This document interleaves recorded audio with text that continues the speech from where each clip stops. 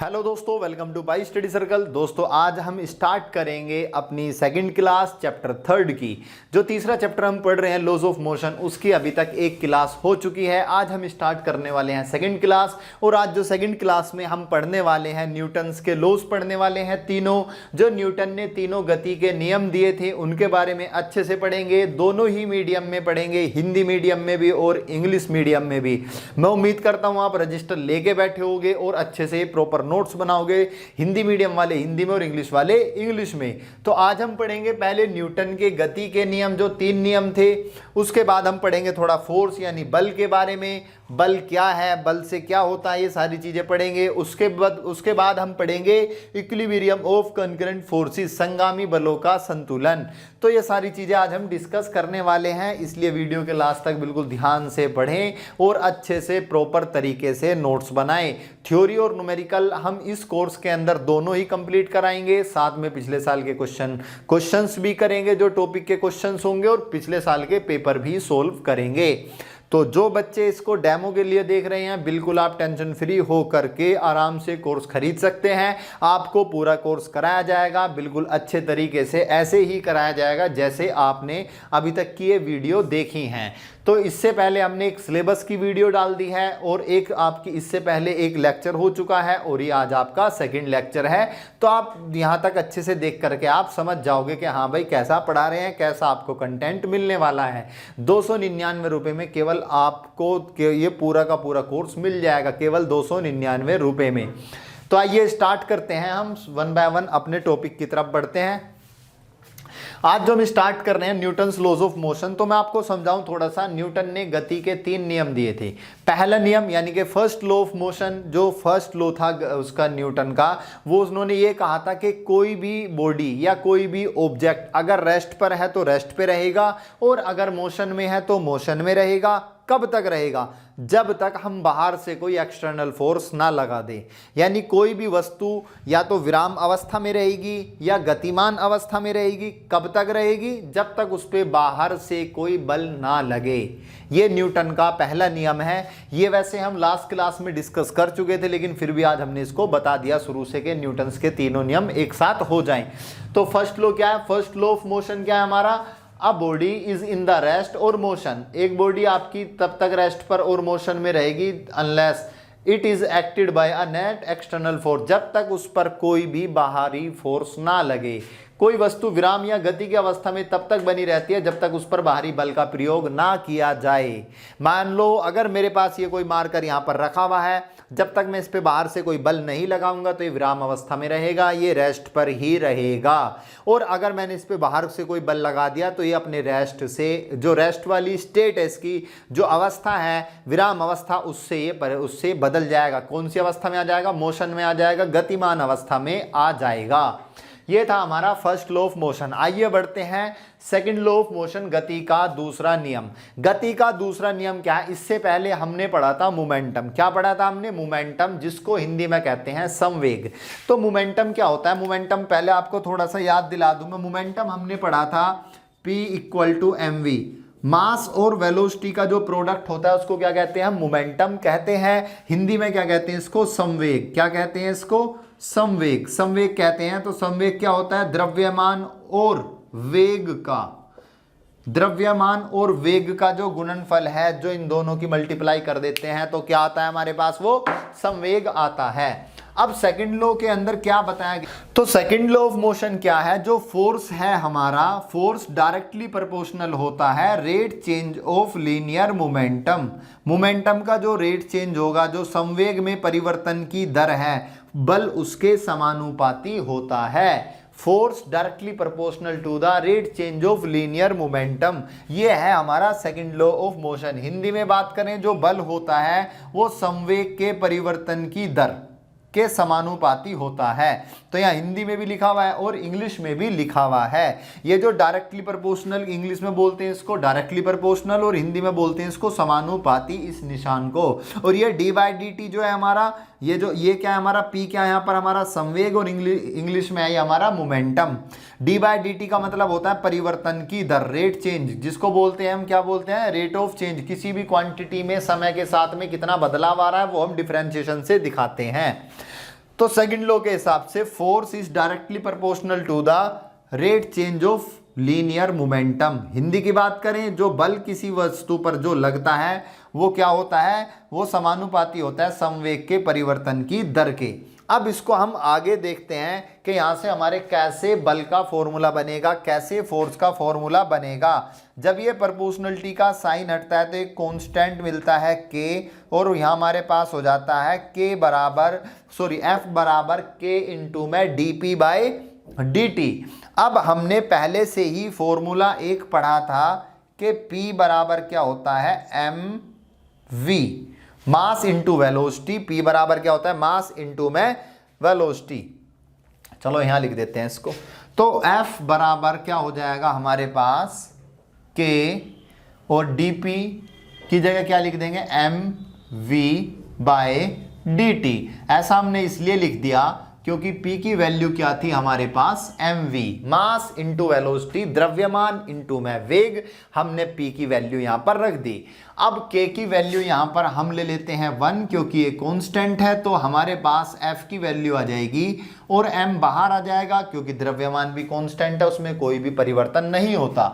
तो k की value 1 रख दी, यहां पर कांस्टेंट है इसलिए इसकी वैल्यू यहां पर हमने 1 ली है ये।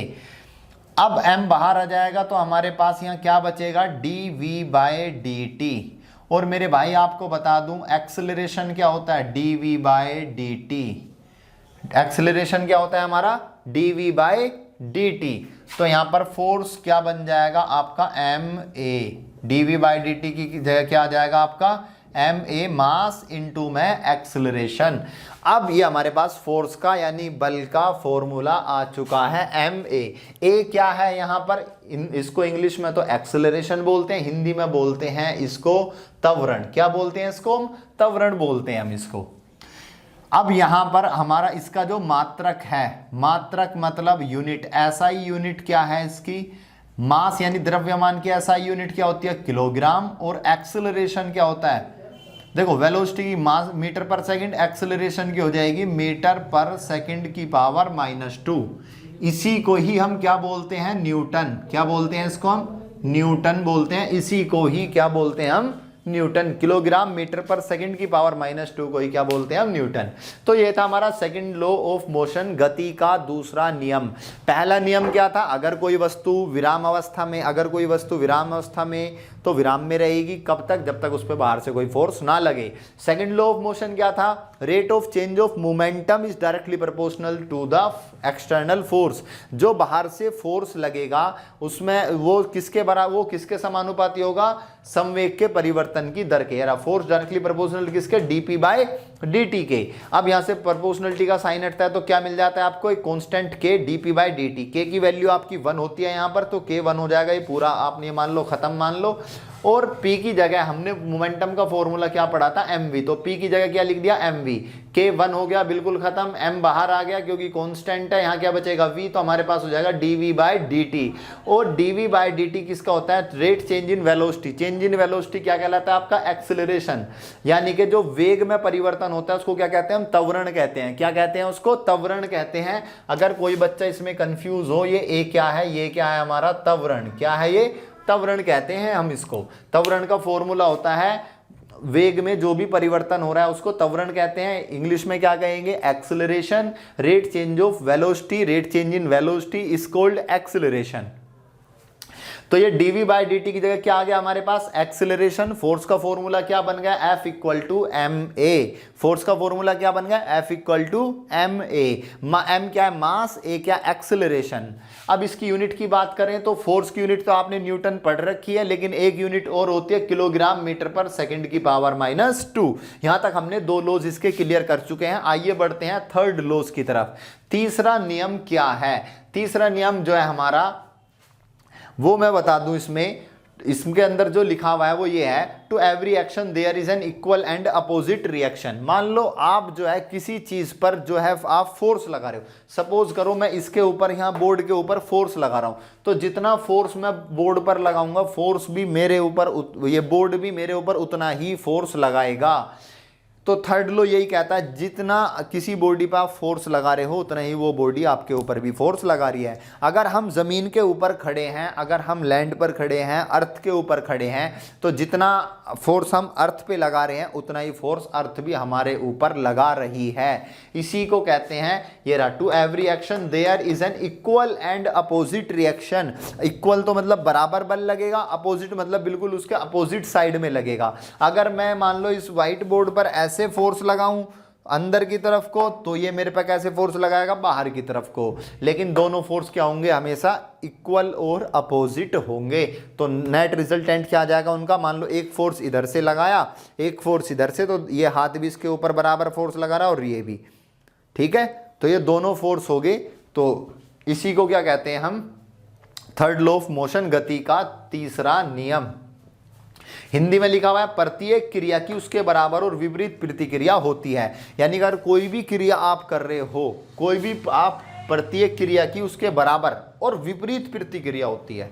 जैसा आप करोगे वैसा ही आपके साथ होगा, बिल्कुल बराबर होगा, ठीक है। अगर आप किसी के एक थप्पड़ मारोगे दूसरा भी आपके वो सेम थप्पड़ मारेगा। यही क्या है आपका थर्ड लॉ ऑफ मोशन, गति का तीसरा नियम। अब सपोज करो हमने क्या एक टेबल ली, टेबल के ऊपर एक ऑब्जेक्ट रख दिया हमने।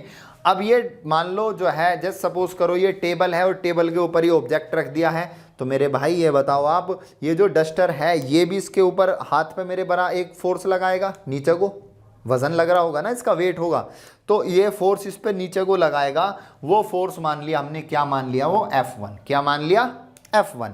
लेकिन मेरा हाथ भी तो इस पे एक ऊपर बराबर फोर्स लगाएगा, वो मान लिया हमने F2। तो ये हमारे पास एक टेबल है और ये कुछ इसके ऊपर एक ऑब्जेक्ट रखा हुआ है। तो ये जो बुक रखी हुई है आप ये क्या मान लो, ये क्या है हमारे पास, एक बुक है ये। तो बुक जो फोर्स लगा रही है टेबल पर वो नीचे को लगाएगी, वो क्या है F1। और जो टेबल उस पे फोर्स लगाएगी बुक पे, वो ऊपर की तरफ लगाएगी, वो क्या है F2। लेकिन दोनों फोर्स क्या बराबर होंगे। तो हम इन फोर्स को कैसे लिख के दिखाते हैं, F12 equal to F21। F12 और F21 का मतलब क्या है पहले वो समझ लेते हैं, फिर माइनस का मतलब भी समझते हैं क्या है।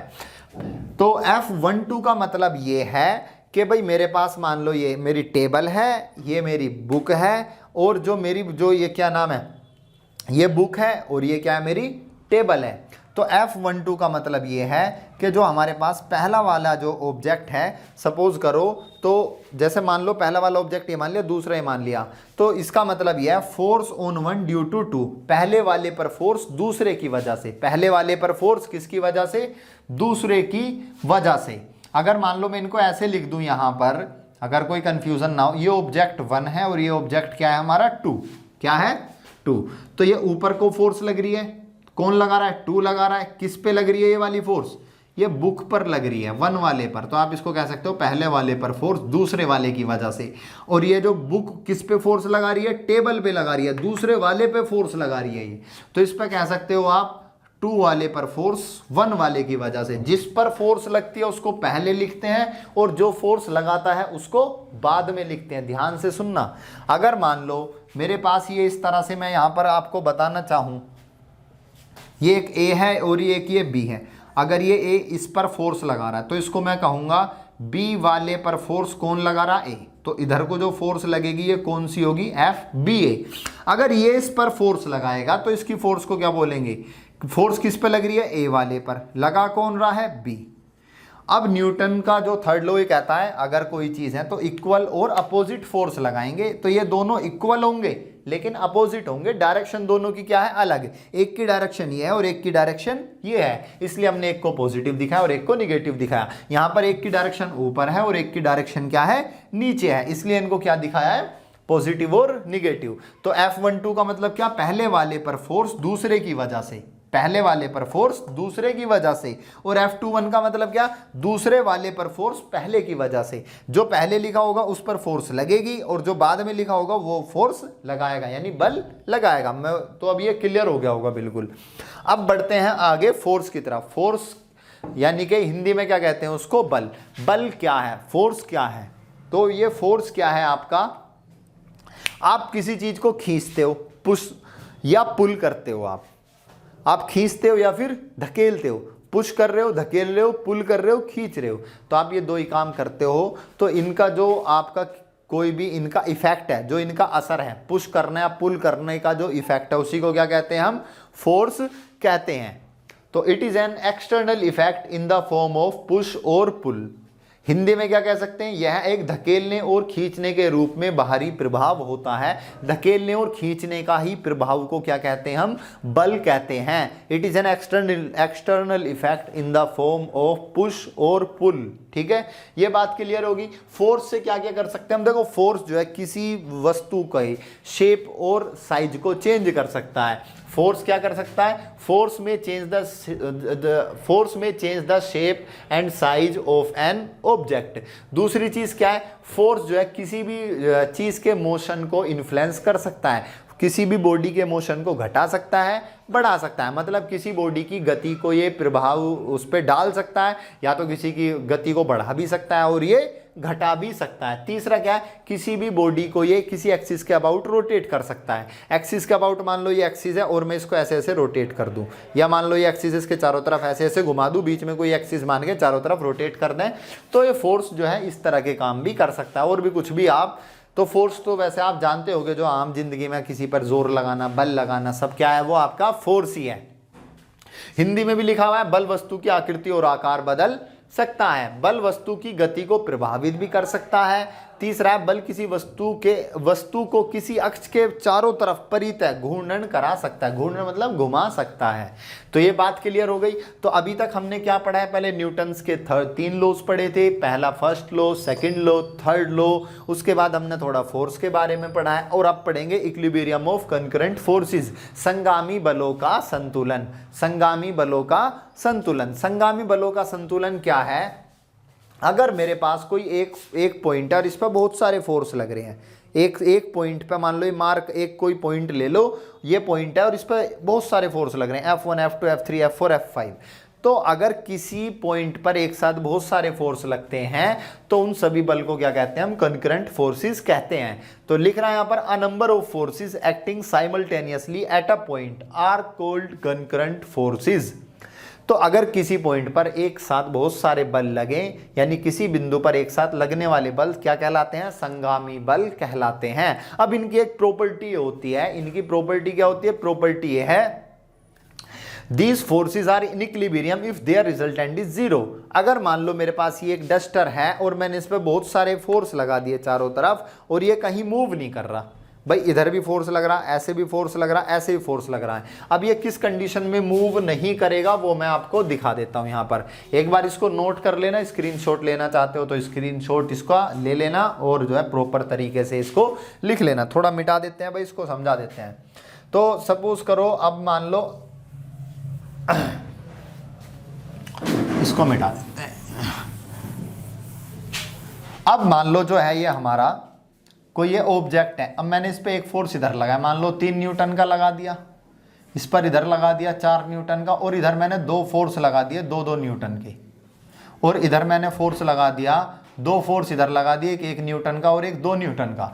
तो बताओ ये ऑब्जेक्ट आपका कहीं जाएगा? नहीं, कहीं नहीं जाएगा, क्योंकि भैया इसका रिजल्टेंट 0 है। रिजल्टेंट देखो, ऊपर 4 न्यूटन लग रहा था, नीचे भी 4 न्यूटन लग रहा, दोनों का इफेक्ट कैंसिल, क्योंकि एक पॉजिटिव होगा और एक निगेटिव होगा। इफेक्ट कैंसिल, ना ऊपर जाएगा ना नीचे जाएगा। अब इस तरफ की बात करें, इस तरफ 3 न्यूटन लग रहा था, इस तरफ भी ओवरऑल टोटल देखा 3 न्यूटन लग रहा है, तो ना इस तरफ जाएगा और ना इस तरफ जाएगा। तो ओवरऑल इफेक्ट क्या हो जाएगा? इसका कैंसिल आउट हो जाएगा। लेकिन फोर्स तो बहुत सारे लग रहे हैं। कितने लग रहे हैं? 1, 2, 3, 4, 5, 6 फोर्स लग रहे हैं, लेकिन सबका रिजल्टेंट क्या है? 0 है। तो वो ये, अगर यहाँ पर जैसे 5 फोर्स लग रहे हैं, लेकिन सबका सम अलजेब्रिक सम करते हैं। कैसा सम करते हैं? अलजेब्रिक सम। तो अलजेब्रिक सम क्या है? सबका 0। तो अब इसको ये कह सकते हैं, this forces are in equilibrium if their resultant is 0। Resultant मतलब बिल्कुल ओवरऑल जो फोर्स निकल के आएगी सभी को जोड़ने के बाद, उसको कहते हैं रिजल्टेंट। अगर इनका रिजल्टेंट 0 है तो ये कैसे कहेंगे? इक्विलिब्रियम में हम इनको कह सकते हैं। तो हिंदी में भी लिख रहा है, किसी बिंदु पर एक साथ लगने वाले बल संगामी बल कहते हैं, यानी कोई पॉइंट है उस पर बहुत सारे बल लग रहे हैं, संगामी बल हो गए। और ये बल का परिणामी बल 0 है। परिणामी मतलब रिजल्टेंट। परिणामी बल अगर आपका 0 है तो ये बल क्या कहलाएंगे? संतुलन। यानी कि इस टाइम पे अब क्या है? ये संतुलन में है, कहीं भी इधर उधर नहीं जा रहे। तो अभी हमने क्या क्या पढ़ा, एक बार रिवाइज कर लेते हैं। तो आज जो हमने पढ़ा है न्यूटन के, फटाफट थोड़ा सा रिवाइज कर लें। न्यूटन भाई, न्यूटन, हाँ, तो सब न्यूटन के लॉज पढ़े थे हमने। कौन कौन से लॉज पढ़े हैं? एक तो आपका फर्स्ट लॉ, एक सेकंड लॉ और एक थर्ड लॉ। फर्स्ट लॉ के अंदर क्या बताया था? अगर कोई रेस्ट पर है तो रेस्ट पर रहेगा, मोशन में है तो मेरे भाई मोशन में रहेगा, जब तक आप कोई बाहर से एक्सटर्नल फोर्स ना लगाओ। जब तक आप बाहर से एक्सटर्नल फोर्स ना लगाओ तो वो चीज़ क्या रहेगी? रेस्ट पे है तो रेस्ट पे रहेगी, मोशन में है तो मोशन में रहेगी। सेकंड लॉ क्या कहता है? फोर्स डायरेक्टली प्रोपोर्शनल होता है rate change of linear momentum, यानी कि जो आपका संवेग के परिवर्तन की दर है वो बल के क्या होती है? समानुपाती। और इसको सोल्व करने के बाद F इक्वल टू के D P by D T हमारे पास आ गया था। P का फॉर्मूला क्या होता है? mv, तो हमने यहाँ लिख दिया था बराबर के D M V by D T. K की वैल्यू 1 होगी तो ये खत्म, यहाँ से m बाहर आपका M D V by D T, और डी वी को क्या बोल दिया? एक्सेलरेशन त्वरण, तो फॉर्मूला आ गया आपके पास एम ए। ये था हमारा सेकंड लॉ। थर्ड लॉ की बात करें एक्शन रिएक्शन वाली। थर्ड लॉ क्या था हमारा? Action reaction. जितना किसी पर फोर्स लगाओगे उतना ही वो आपके ऊपर लगाएगा। F12 equal to minus F21। F1 का मतलब, F12 का मतलब क्या? पहले वाले पर फोर्स दूसरे वाले की वजह से, और इसका मतलब क्या? दूसरे वाले पर फोर्स पहले वाले की वजह से। इसके बाद हमने पढ़ा था फोर्स क्या होता है? इफेक्ट होता है पुश और पुल का। पुश और पुल के इफेक्ट को ही क्या कहते हैं? हम फोर्स कहते हैं। इसके बाद हमने देखा था कि फोर्स जो है किसी चीज़ की शेप बदल सकता है, आकार बदल सकता है, किसी चीज़ को घुमा भी सकता है। तो इस तरह का हमने फोर्स के बारे में पढ़ा था। उसके बाद क्या? Equilibrium of concurrent forces. Concurrent forces के अंदर क्या है? अगर एक पॉइंट पर बहुत सारे फोर्स लग रहे हैं तो उन सबको फोर्स को क्या कहेंगे हम? Concurrent forces. अगर उनका रिजल्टेंट जीरो है, मतलब ऑब्जेक्ट आपका इधर उधर नहीं जा रहा है, तो हम कह देंगे ये बैलेंस है, इक्विलिब्रियम में है, संतुलित है। तो ये पढ़ा है आज का हमने। इससे पहले हमने जो है पिछले लेक्चर में भी कुछ 2 टॉपिक कवर करे थे, और जो कौन कौन से टॉपिक इस चैप्टर में पढ़ने हैं वो अच्छे से कवर करे थे। उससे पहले लेक्चर में हमने सिलेबस बताया था।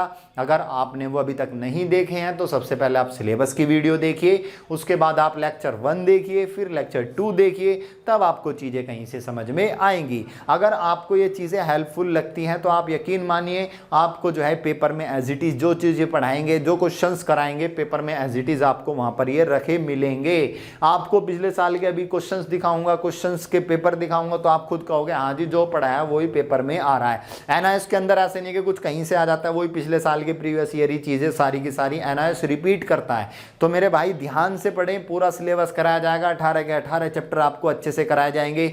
ये है रोजाना आपको जो है 1 2 2 3 वीडियो आपको मिलेंगी। और जो अक्टूबर वाले बच्चों का जो भी पेपर है उससे पहले आपका सिलेबस कंप्लीट आपको पूरा मिल जाएगा, और अप्रैल वाले बच्चों के लिए भी पूरा मिल जाएगा ये। तो ये अप्रैल वाला बच्चा हो चाहे अक्टूबर वाला बच्चा हो, इस कोर्स को जरूर खरीद लो। ज़्यादा महंगा नहीं है, साल का 1 रुपये से भी कम का खर्चा पड़ रहा है। 1 रुपया तो अपने ऊपर खर्च कर ही सकते हो और फिजिक्स सीखने के लिए। साल में 365 दिन होते हैं, लेकिन आपको 299 रुपये में ही पड़ रहा है मेरे भाई। यानी कि ये मान लो बहुत ही कम सस्ता, बिल्कुल सस्ता, अच्छा और टिकाऊ है, ये मान के चलो आप। तो 299 रुपये में आपको पड़ रहा है। खरीदना कैसे है वो मैं बता दूं आपको। प्ले स्टोर पे जाना पड़ेगा, PSC पाई स्टडी सर्कल की ऐप आपको डाउनलोड करनी पड़ेगी। जब आप ऐप डाउनलोड करोगे तो वहां पर क्या होगा, आपका मोबाइल नंबर मांगेगा, OTP से रजिस्टर्ड हो जाएगा। उसके बाद आपको स्टोर पे जाना है और फिजिक्स का कोर्स आपको बाय कर लेना है। फिजिक्स का कोर्स है, इसके अंदर आपको 3 वीडियोस फ्री थी, ये आप देख करके समझ गए होंगे। इससे आगे देखने के लिए आपको जो हमारी ऐप डाउनलोड करनी पड़ेगी और वहां पर आपको इस कोर्स को परचेज करना पड़ेगा। कोर्स की कीमत मात्र 299 रुपये है। तो ज़्यादा से ज़्यादा बच्चे इसको देख कर मतलब अपने दोस्तों को बताएं और ज़्यादा से ज़्यादा इस वीडियो को शेयर करें अगर आप YouTube पर इसको देख रहे हो तो। और कोर्स को उनसे बोलें कि भाई अच्छे से पढ़ लो, फिजिक्स के कॉन्सेप्ट क्लियर हो जाएंगे आपके सारे के सारे। तो मैं उम्मीद करता हूँ जो भी आपको जानकारी दी गई है वो समझ में आ गई होगी। चलो ठीक है दोस्तों, मिलते हैं अगले सेशन में। तब तक के लिए keep studying pi study. Thank you.